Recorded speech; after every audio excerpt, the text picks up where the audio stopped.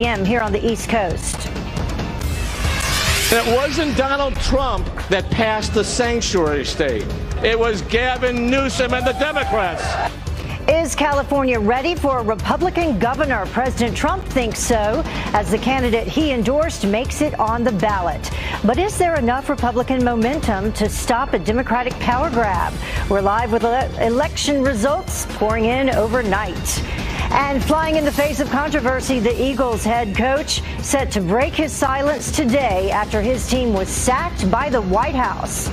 And the perils of being logged on when you're in love. The surprising new trend that has couples signing social media prenups. Fox and Friends First starts right now.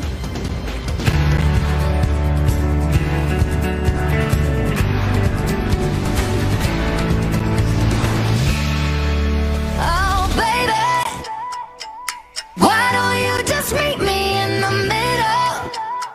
I'm losing my mind just a little. So why don't you just meet me in the middle, baby? And we're not talking about who came out in the middle. We're talking about who came out on top. A big night of elections. Thank you so much for joining us this Wednesday morning. I'm Heather Childers. Let's get straight to our top story. We certainly appreciate you joining us. Results pouring in from 8 state primaries this morning, but all eyes on California with a gubernatorial seat up for grabs, and both parties hoping to flip crucial House seats in November. Let's get right to Griff Jenkins, who is live in Washington, D.C. to break it all down for us. So, Griff, long night. It was indeed. Good morning, Heather. They call it the jungle because the top two primary candidates advance regardless of party, and nowhere in the so-called jungle was it more fierce than California's gubernatorial race, where the GOP would not be denied last night. Democrat Lieutenant Governor Gavin Newsom easily cruised to advance to the general election, putting President Trump front and center. Voters will have a real choice this November between a governor who's going to stand up to Donald Trump and a foot soldier in his war on California. Mark my words, I've never backed down from a fight. But it was President Trump's support for Republican John Cox which helped him keep the GOP from being shut out. Mr. Newsom made it clear that he wanted to run against me instead of another Democrat. Be careful, Mr. Newsom. Be careful for what you wish for. Let's send him the very first message, and that is it wasn't Donald Trump who made California the highest tax state in the country. It was Gavin Newsom and the Democrats.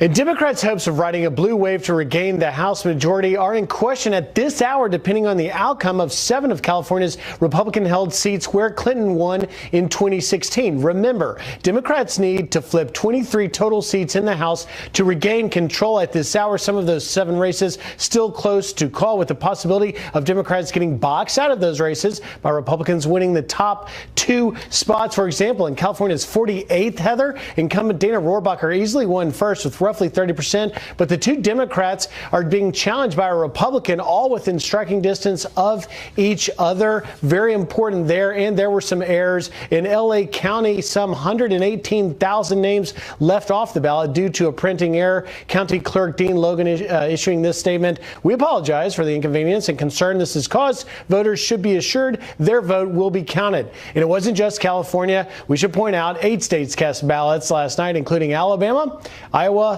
Mississippi, Montana, New Jersey, New Mexico, and South Dakota.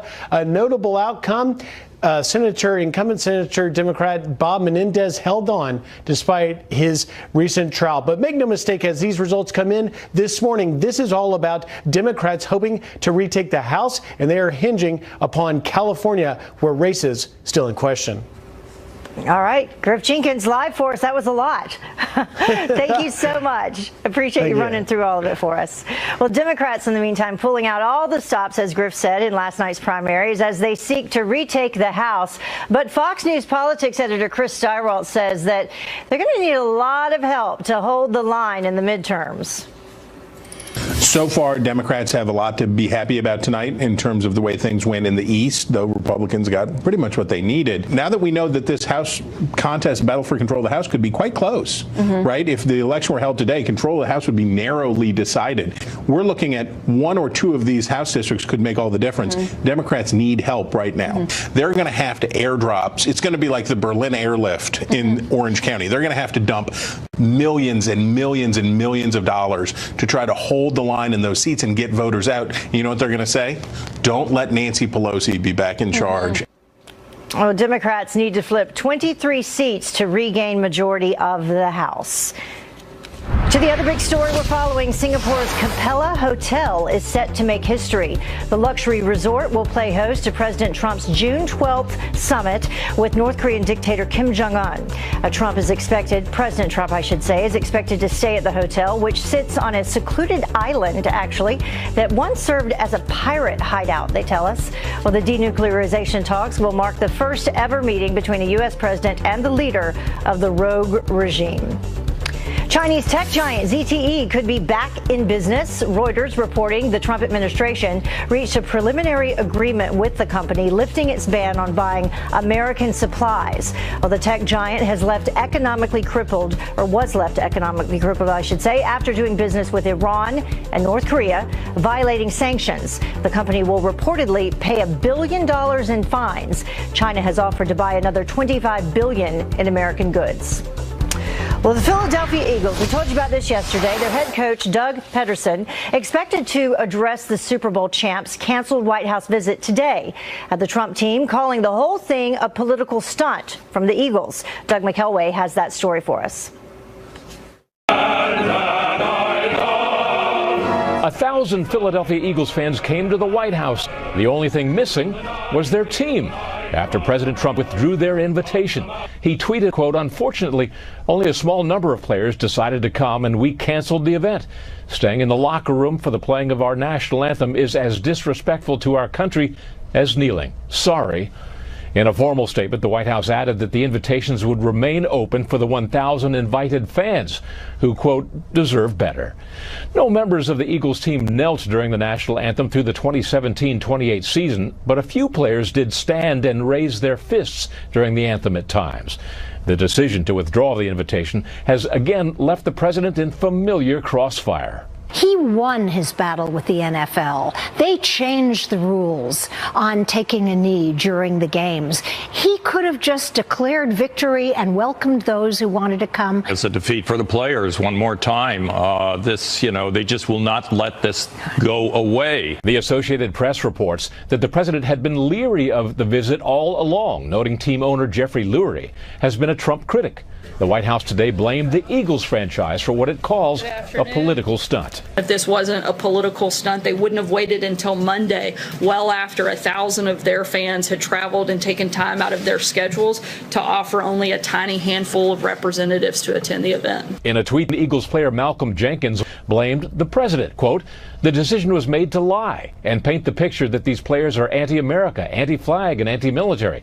We will continue to fight for impacted citizens and give a voice to those who never had one." In Washington, Doug McElway, Fox News. In other news, the ousted deputy director of the FBI wants to trade his testimony for immunity. The attorney for Andrew McCabe asking the Senate for protection against possible prosecution ahead of the congressional hearing on the handling of the Clinton email investigation. McCabe, you'll remember, was fired over allegations that he leaked to the media and he lied about it a couple of times. And we're now learning that FBI agent Peter Strzok played a larger role in the Clinton probe than originally thought. The FBI espionage chief detailing his work in a closed-door meeting on Capitol Hill. Strzok was demoted over the anti-Trump text sent to a coworker and lover. Well, acting ICE Director Thomas Homan defending the zero-tolerance policy at our nation's borders. Those who choose to violate the law and come between the ports of entry are committing a crime. It's sad to see the children cry when you take a parent out of the home. But because it's sad doesn't mean we ignore the law. I can't blame anybody for wanting to be a part of the greatest country on earth. Well, there's a right way to do it and a wrong way to do it. Well, his response stemming from backlash on ICE's policy of separating parents and children caught illegally crossing the border. This comes as officials plan to tour 3 military bases in Texas to see if they are in fact suitable to house the 11,000 unaccompanied migrant children currently in the U.S.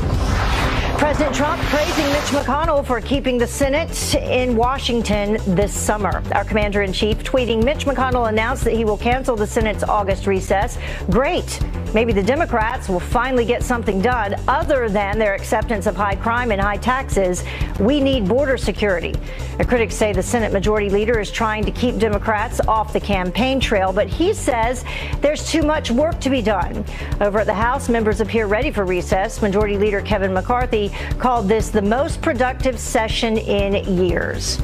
So keep them there till the work gets done. Well, today marks the 74th anniversary of D-Day. Americans all across the country will honor the thousands who fought and died in the battle at Normandy. Nearly 3,000 Americans were killed storming the beach in 1944. It was one of the most pivotal moments in World War II, leading to the liberation of France and signaling a beginning to the end of the war in Europe.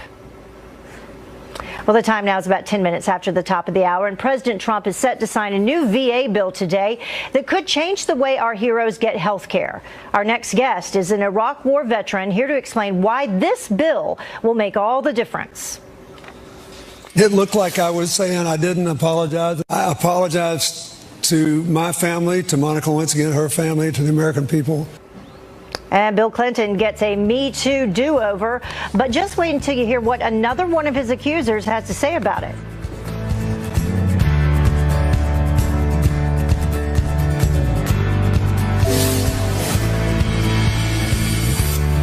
Why this is such a major step toward fixing the VA's broken healthcare system is Executive Director for Concerned Veterans for America and Iraq War veteran Dan Caldwell. Thank you very much for joining us. We appreciate it. Thank you for having me on again, Heather. So let's take a look for people at home and break down a little bit of what the VA Mission Act would do. It adds $5.2 billion to VA healthcare program. It expands access to non-VA providers. It combines VA community care programs, and it expands the family caregiver program. So what do you think is the most important element here that will make a difference to veterans?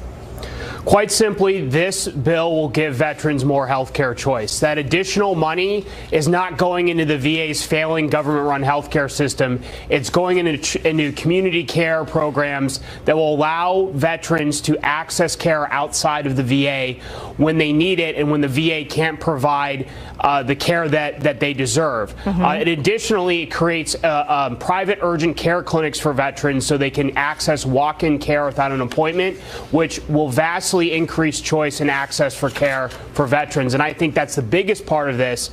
And as you know, this was one of the president's biggest promises, and he's keeping it by signing this bill today. Yeah, another promise kept. But what about the timeliness of appointments? I know that this is always a huge issue with anyone's health care, specifically for veterans. How will this work?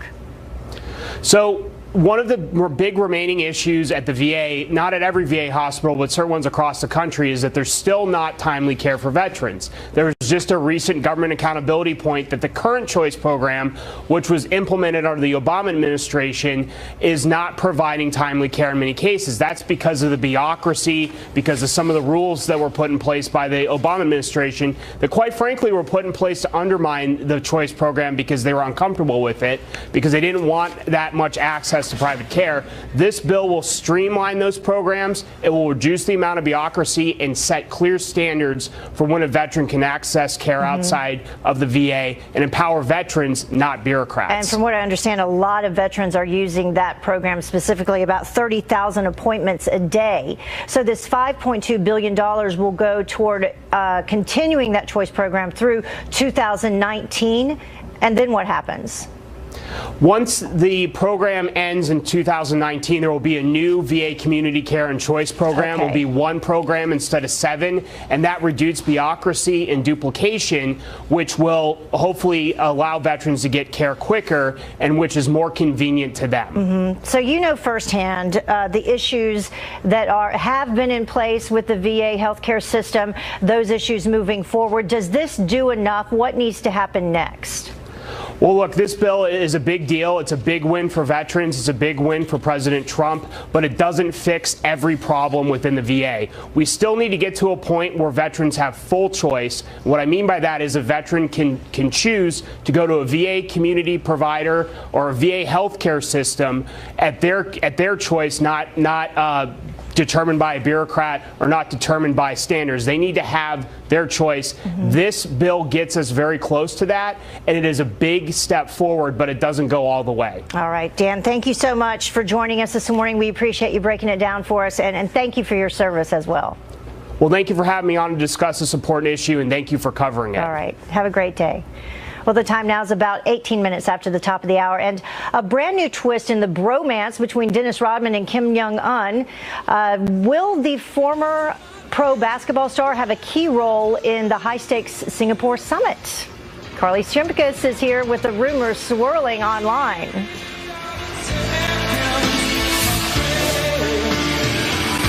Reports, though, say that an old friend of the North Korean dictator will be in Singapore at the same time. Carly Shimkus with Fox News Headlines 24/7. Sirius XM 115 is here with reaction to the rumors about Dennis Rodman's latest trip. Oh, boy. From basketball to diplomacy, a new report says Dennis Rodman plans to travel to Singapore a day before the June 12th summit between President Trump and Kim Jong-un. Now, a source tells the New York Post a lot of times in situations that involve complex diplomacy, countries like to identify ambassadors of goodwill. And whether you agree with it or not, Dennis Rodman fits the bill. Whether you agree with it or not is the key phrase here, because social media reaction is pouring in on this one. Shannon on Twitter says, good for him if that makes Kim denuke. I'm for it. Bob writes, Ambassador Rodman has a interesting ring to it, doesn't it? And Tony says he needs to not be in this process. His presence during this is demeaning to say the situation. Stay home, please. So this would certainly be one for the history books. I actually had a feeling this may happen, and I don't necessarily think it's a bad idea. I guess if it smooths things over, whatever it's worth it takes, you know? Yeah, I don't bring know. Him I'm some not convinced he's going to be there. Bring him Dennis Rodman, whatever he needs. Right. So Pennsylvania, some graduates getting an unusual gift. Yeah, that's right. This is a terrifying reality. Students at a middle school in Pennsylvania were gifted ballistic shield inserts for their backpacks for 8th grade graduation. Now, the president of Unequal Technologies gifted the $150 plates to students at St. Cornelius School, which is a student his own daughter attends. Now, here is the school's principal on that terrifying gift. Anything that we can do to protect our children and our staff, that's my job, to protect them, and I try to do the best I can. All right, well, comments flooding social media on this one as well. Adam says, how depressing. If this doesn't demonstrate that something in our society needs to change, I am not sure what will. Another Twitter user says, this is incredibly sad and does not come close to solving the problem. And another tweet writes, if this is the future for our kids, then we have failed them. Such a tough situation. If this makes students and parents feel better, though, I guess it's worth it. Absolutely. So this next topic I wanted to move to, for sure. So the social media prenup, what is this? Okay, so social media has made relationships more complicated, of course, which is why more and more people are getting what is called a social media prenup. So these prenups can address everything from whether or not couples can post pictures of children in the event of a divorce, or who would control joint social media accounts. Folks on social media, of course, weighing in as well. Jeff on Twitter says, if you need a social media prenup, then I'm not convinced you should be in that relationship. But hey, that's just me. Somebody on Facebook said, whatever happened to simple respect, maturity, people, come on. I think that is such an important message there. And Madeline says, our society is getting crazy. I mean, I think prenups are like the least romantic thing ever to begin with. A social media prenup, though, is just crazy. Well, the thing is, social media has changed the way that we date and meet people, and now it's changing the way, I marriages. have so many friends who have gotten married off of dating apps. So right. it can make you, it could also break you. A lot of people divorced over dating stamps as well. All right. Thank you so much, Carly. I appreciate it. Well, the time now is about 25 minutes after the top of the hour. And Stolen Tribute, a memorial honoring a Marine killed in the line of duty, ripped right out of a front yard. The brother of that brave soldier joins us live with his family's desperate plea to the heartless thief. I had some California delegates come up to me and say, by far you're the best candidate. But you know what? The name Omar Siddiqui will not work in Orange County. And a California candidate sounding off about Democrats. And guess what? He's one of them. Why he says his own party could, or told him that he could never win. I don't wanna know.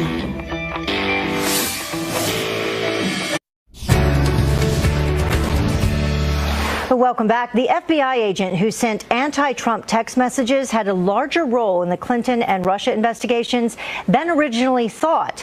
The FBI spy chief revealing new details about Peter Strzok in a closed-door meeting on Capitol Hill. Catherine Herridge has those details.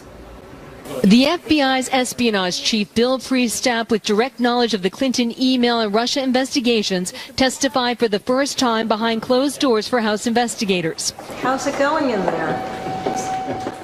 It's like going to the dentist. Priestap's former number 2 FBI agent Peter Strzok was a central player in the Clinton email probe and later removed from the Russia case for anti-Trump bias. Based on testimony and documents, one Republican said Strzok appeared to be running the show. Not only the text messages that we have, but the emails that have been produced to the Oversight and Judiciary Committees. And so while technically that may have been a Bill Priestap call, I think it was more Peter Strzok driven.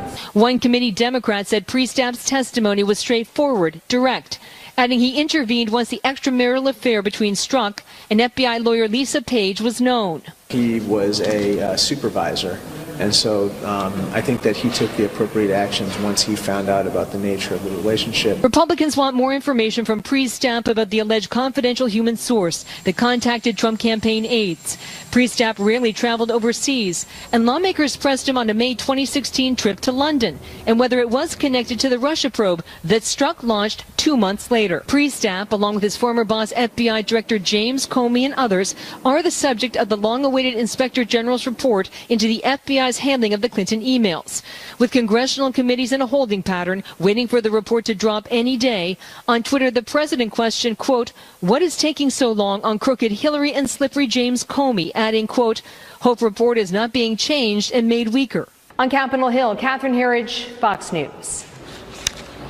Well, there's been a lot of speculation around the delay in the release of that Inspector General's report. Former Deputy Assistant Attorney General Robert Driscoll defends the delay, though, as not out of the ordinary, but merely the Justice Department doing due diligence to protect sensitive information.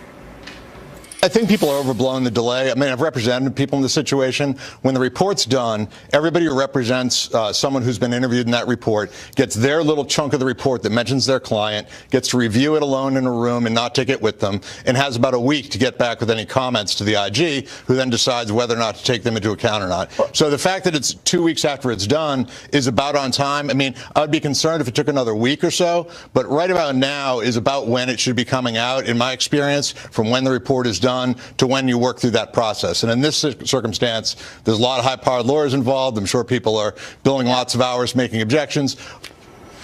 Inspector General Michael Horowitz is slated to testify before Congress next week. And now this Fox News alert for you. Taking down terror at a rampant pace. U.S. forces have increased air and artillery strikes against ISIS in Syria by more than 300% since March. The surge carried out by Operation Roundup, that's what it's called, successfully obliterating 280 ISIS targets along the Iraq-Syria border. Well, Secret Service agents busting a White House contractor wanted for attempted murder. Martise Edwards taken into custody at a checkpoint when he was heading to work. Authorities in Maryland saying that he was apparently involved in a shooting last month. The Secret Service doesn't know what Edwards' exact role was at the White House, but I'm sure they will find out. Also breaking overnight, some results starting to pour in from 8 state primaries this morning, but all eyes on California. Democrat Lieutenant Governor Gavin Newsom and President Trump's pick, Republican John Cox, advancing to the state's general election. Voters will have a real choice this November between a governor who's going to stand up to Donald Trump and a foot soldier in his war on California. Mark my words, I've never backed down from a fight. Be careful, Mr. Newsom. It wasn't Donald Trump who made California the highest tax state in the country. It was Gavin Newsom and the Democrats. And in New Jersey, Democrat Senator Bob Menendez held on despite his recent trial. And Democrats need to flip 23 total seats in the House to regain control. Well, the so-called Party of Inclusion is now being challenged by one of its own. Omar Siddiqui, a Democratic congressional candidate for California's 48th district, says that he was told by his own party that he would never win. Listen. What happened was I had some California delegates come up to me and say, by far, you're the best candidate. You have the most experience. You're an engineer. You're a lawyer. You have government experience. You've worked with the FBI. But you know what? The name Omar Siddiqui will not work in Orange County.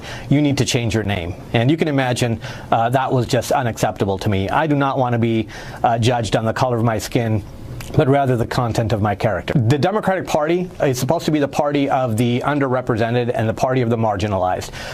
During the course of our campaign, we knocked on thousands and thousands of doors. And one thing was a recurring theme was that the underrepresented communities were not getting any attention, point blank.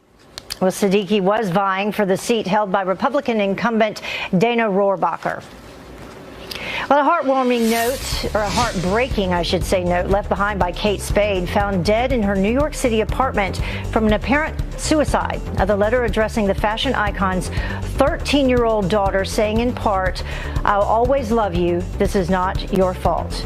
Well, family members claim that she struggled with depression for years. Brother-in-law actor David Spade paying tribute on Instagram saying, quote, "She was so sharp and quick on her feet. She could make me laugh so hard. I still can't believe it. It's a rough world out there, people. Try to hang on." Kate Spade was 55 years old. Really a shock to so many people yesterday. On Facebook, shared some information with a company flagged as a national security threat. The social media giant confirming that it has data partnerships with 4 Chinese electronics firms in order to create Facebook-like features. Well, one of them, the world's 3rd largest smartphone maker, has been criticized by U.S. intelligence. Facebook now saying that they will end that agreement by the end of the week. So we'll keep our eye on that for you as well. Well, President Trump said that he would be a great jobs president, and he's certainly delivering on that. There are now more jobs in the U.S. than workers to actually fill them. We're going to win so much, you may even get tired of winning, and you'll say, please, please, it's too much winning. Well, there were a record 6.7 million job openings in April. That's the highest number since the U.S. started tracking it 18 years ago. Only 6.4 million American workers needed jobs. And we certainly need to hear a lot more stories like that. What a great problem to have, though. Well, Justify, hoping to claim his place in Triple Crown history this weekend. The 2-year-old colt arriving in New York for Saturday's Belmont Stakes. Justify already winning the Kentucky Derby and the Preakness. Our very own Janice Dean had a chance to meet the horse and his jockey last month at the Kentucky Derby. In 2015, American Pharoah became the first horse to win the Triple Crown in 37 years. So good luck. We'll see if that happens. Well, the time now is about 20 minutes until the top of the hour, and Bill Clinton is looking for a do-over about that Monica Lewinsky answer. Like I was saying, I didn't apologize. I apologize to my family, to Monica Lewinsky and her family, to the American people. But just as he tries to redeem himself, a brand new bombshell allegation. And sheriff's deputies stepping in to help a fallen hero.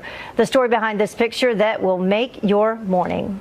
And you better plan accordingly. Showering and doing laundry in the same day? How dare you? That's actually not allowed. The liberal governor behind that new bill. I don't want no scrub. A scrub is a guy that can't get no love from me. Hanging on the passenger side of his best friend trying to holler at me. I don't. There's so many many streams of information coming. Some are designed to distract you and to mislead you. When news is breaking, you have to slow down. We have to begin with what's most important. I'm here to find out what happened, to report it without fear or favor, in context and perspective, and to be honest, brutally honest about every bit of it. We work endless hours to make sure that when we deliver it to you as fact, it's a fact. So, what's new? Welcome back. Former President Bill Clinton getting a Me Too do-over on late night TV. This after a disastrous interview about his Monica Lewinsky scandal we told you about, where he said that he did not owe her an apology. It looked like I was saying I didn't apologize and I had no intention to, and I was mad at me. I apologized to my family, to Monica Lewinsky and her family, to the American people.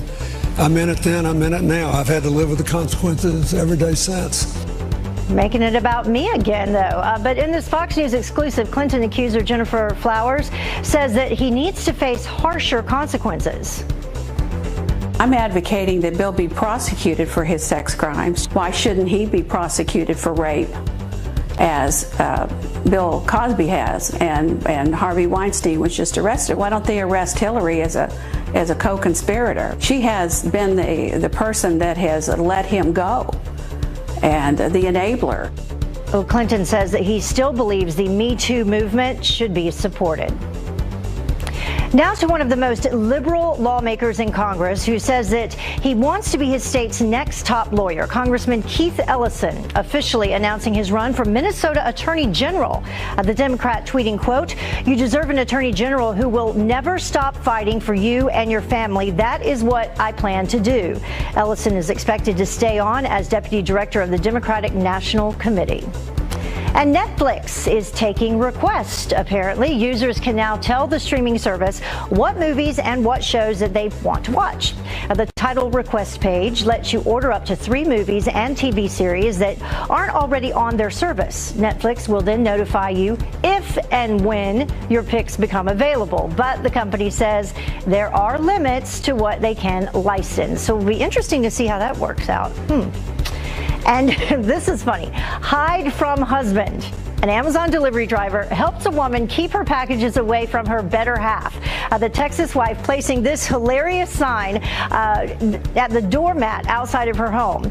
You can see that the employee's reaction to her doormat on her home security camera. See him laughing there. Well, the worker takes one look at the doormat and then goes around the corner to hide the package. The woman posting online, "Shout out to Amazon for always being loyal and hiding my packages." So hopefully her husband doesn't see the shout out on social media. Well, taking a shower and doing laundry on the same day. Can you imagine doing that? Never, right? Well, it could actually be a thing of the past if you do in one state. In preparation for the next drought, California is implementing new water restrictions. The goal is to limit each person to 55 gallons per day by the year 2022 and 50 gallons a day by 2030. An 8-minute shower uses about 17 gallons of water, and a load of laundry could use up to 40 gallons. Water districts that do not comply face fines of up to $10,000 a day. So we, of course, want to know what you think about this, about California's new water law. So let us know.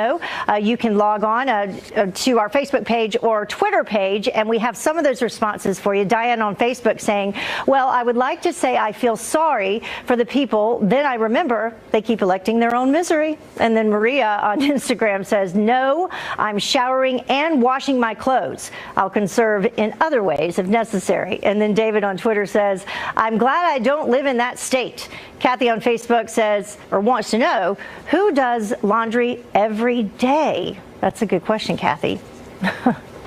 Well, the time now is about 15 minutes until the top of the hour, and he sacrificed his life in the line of duty, and now the memorial honoring that Marine has been stolen right from a Gold Star family's front yard. The brother of that brave soldier joins us live up next. You don't want to miss it, with his desperate plea for the heartless thief to return it.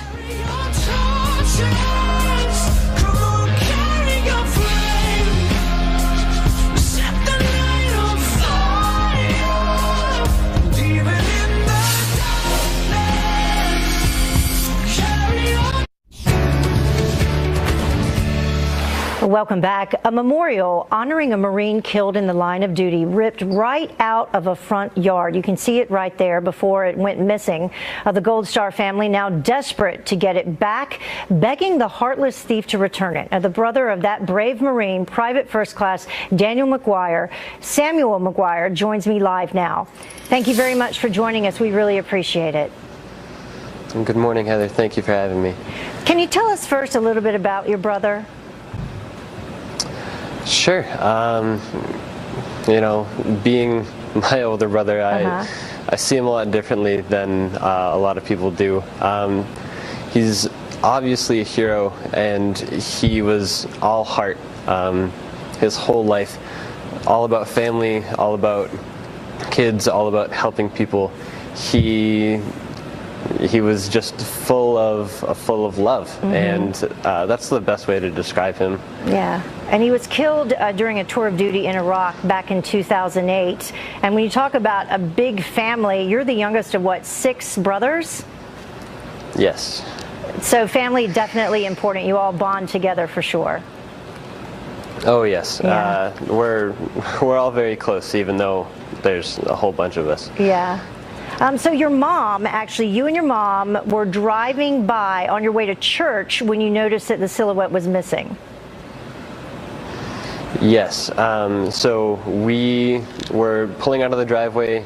We were, like you said, on our way to church. We looked over and we noticed that the silhouette wasn't there anymore. And you know, my mom told me that, you know, if she had been in the car alone, she probably would have gotten out and searched for it. But I was there, and I told her I'll call Pop, or my father, and he'll check it out, and we're gonna go and do our thing, because this is what we need to do right now. Yeah. So my father went and checked it out and discovered that it was no longer there. And it's been up since what, Memorial Day? Right. Yeah. Yes. So it hasn't even been up that long. And your mom's response also was something that we wanted to share with people at home, because she said that she would actually pray for the person who took the monument. So faith, clearly very important to your family, and people can see a look at her Facebook post there. Right. Yeah, the McGuire family isn't mad about this. I mean, the memorial was more for everyone. While it has special significance to my family, being a Gold Star family, the silhouette wasn't of my brother. It was to symbolize anyone who served and fell. So while we're upset that someone would do that, we don't believe that it was malicious. And we're praying and hoping that the people who did it would talk to us or bring it back, and we're not angry. We just want it back. People to right. So how can people do the right thing? How can people get in touch with you and your family? The best way to do it right now is to find one of our Facebook posts. I mean, it's already gotten over 3,000 shares, which is kind of mind-blowing, because we were just trying to get the word out there to friends and family, and it became a lot bigger than we thought. Yeah, that shows you how many people really do care about our military and your family as a result of that. Sam, thank you so much for joining us. We really appreciate it. We appreciate your brother's service. Also, people can contact the Springfield, Massachusetts Police Department and let us know when you find that silhouette, because we certainly think that you're going to find it. I agree. I think that the people involved will do the right thing. Yeah. Thank you for having me, Heather. All right. Appreciate it. Have a good day. Well, the time now is about 6 minutes until the top of the hour, and up in flames, a UPS truck packed with packages exploding just feet from home. What was inside that triggered this blast? And this guy is definitely too cool for school. Why everyone is rushing to snap a selfie with this. Glamorous, glamorous, glamorous. Ooh,